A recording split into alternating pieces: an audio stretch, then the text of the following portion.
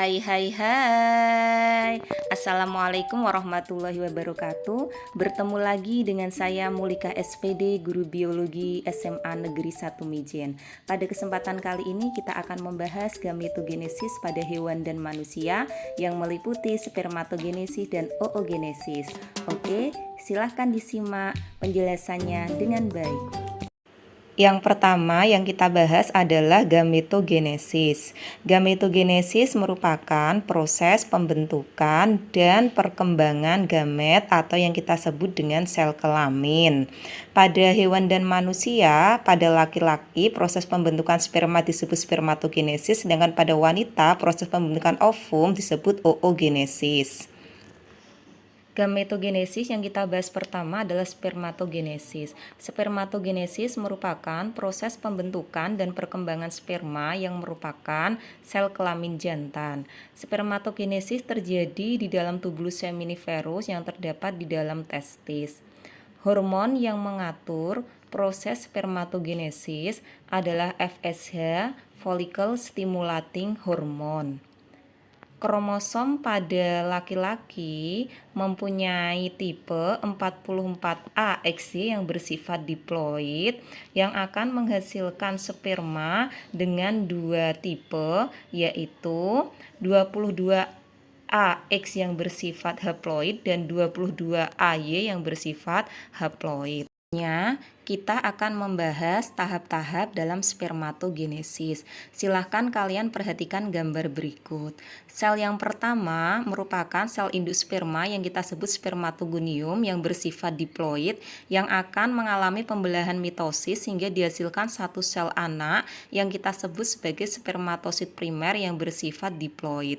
Selanjutnya, spermatosit primer akan mengalami pembelahan secara meiosis 1 sehingga dihasilkan dua sel anak yang kita sebut spermatosit sekunder yang bersifat haploid. Selanjutnya, spermatosit sekunder akan mengalami pembelahan secara meiosis 2 sehingga dihasilkan 4 sel anak yang kita sebut spermatid yang bersifat haploid. Spermatid akan mengalami pendewasaan di epididymis sehingga dihasilkan 4 sel spermatozoa yang bersifat haploid. Proses ini disebut spermiogenesis. Jadi, satu spermatosit primer yang bersifat diploid akan menghasilkan 4 sel spermatozoa yang bersifat haploid yang semuanya fungsional. Gametogenesis yang akan kita bahas selanjutnya adalah oogenesis. Oogenesis merupakan proses pembentukan dan perkembangan ovum atau sel telur. Oogenesis terjadi di dalam ovarium.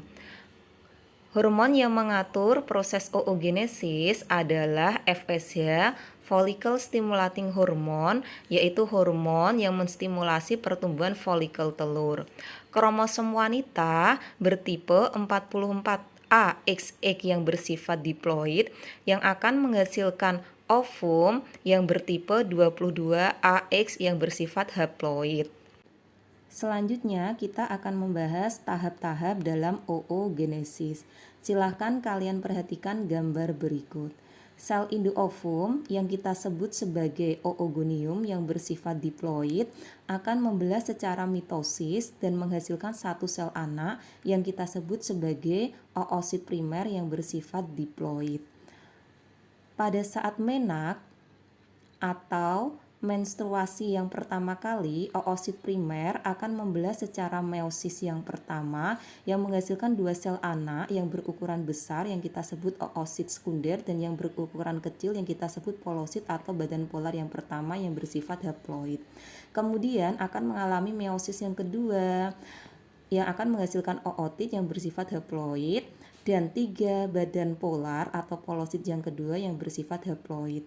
Sementara polosit yang kedua akan terdegradasi oleh tubuh, sementara ootit akan berkembang menjadi ovum yang bersifat haploid. Jadi, satu oosit primer akan menghasilkan satu ovum yang fungsional dan 3 polosit yang akan terdegradasi atau hancur oleh tubuh.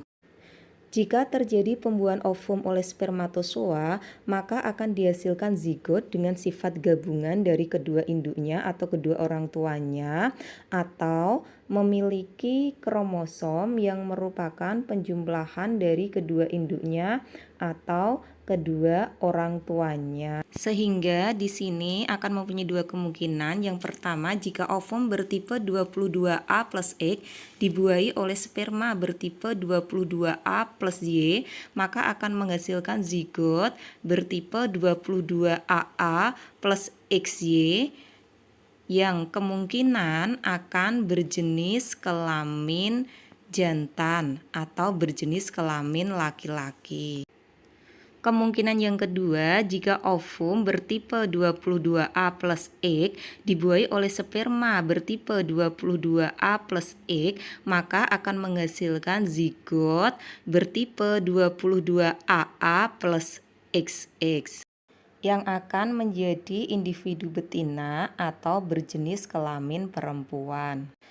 Ini merupakan alasan kenapa pada sperma dan ovum mempunyai jumlah kromosom setengah dari jumlah kromosom induk, supaya nanti pada saat terjadi pembuahan atau fertilisasi, maka zigot yang dihasilkan bersifat diploid, sehingga pada proses gametogenesis terjadi reduksi atau pengurangan jumlah kromosom. Oke, demikian tadi materi spermatogenesis dan oogenesis yang sudah saya jelaskan, dan semoga apa yang saya jelaskan dan saya sampaikan di video ini bisa bermanfaat bagi kita semuanya. Salam sehat, salam hebat untuk kita semuanya, dan tetap patuhi protokol kesehatan dengan menerapkan 4M. Dari saya ucapkan sekian. Wassalamualaikum warahmatullahi wabarakatuh.